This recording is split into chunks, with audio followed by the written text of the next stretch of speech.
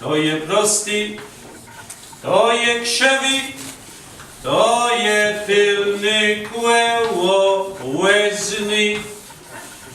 Tylny kłełowezny, prosty krzewik, łejne, widłe gnojny, rydel, tyć, łezny, czy kasiema, basa skrzepci, krotci, dłedzi, to kaszewsko stoleca. To są heci, to są pteci, to są preści, półtroje, cicho, ktok, półtrojok, tylny, kłełowezny, prosty krzewik, łejne, widłe gnojny, rydel, tyć, łezny, czy kasiema, basa skrzepci, krotci, dłedzi, to kaszewsko stoleca. To je kleka, a to wół.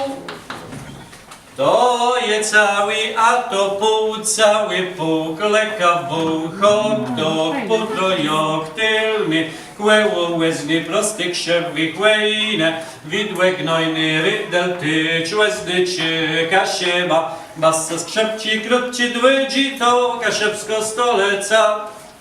To je mały, to je wielci, to są instrumenta wszelci. Kuńca abecadło, proszę bardzo. Jeśli idzie o to abecadło, to jest zabawa. Ja to może przedstawię po polsku, co mi tu nacechowane. Krótkie, długie, stolica Kaszub, kontrabas, skrzypce, Kasie. Śpiewając nie śpiewam Kaszub, tylko Kasiewa. Na Kaszubach nie mówię ten Kaszub, ale ten Kasiewa. Ta Kasiewka, ale ten Kasie.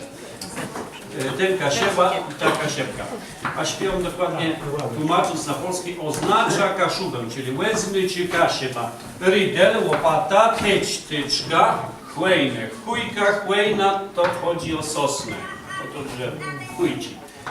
Widły do wyrzucania obornika, proste, krzywe, tylne koło wozu, slidny albo tylny kłełowezny, checi do kopania kartofli, pteci, czyli ptaki, preście półtrojeci. Preście półtrojeci to jest moneta z XIX wieku, która w abecadle kaszubskim została z nami.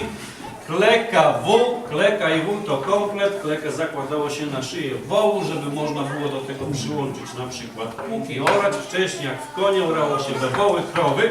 Całe pół, małe, wielkie instrumenty wszelkie. Tutaj Państwu proszę o powtarzanie. Krótcie.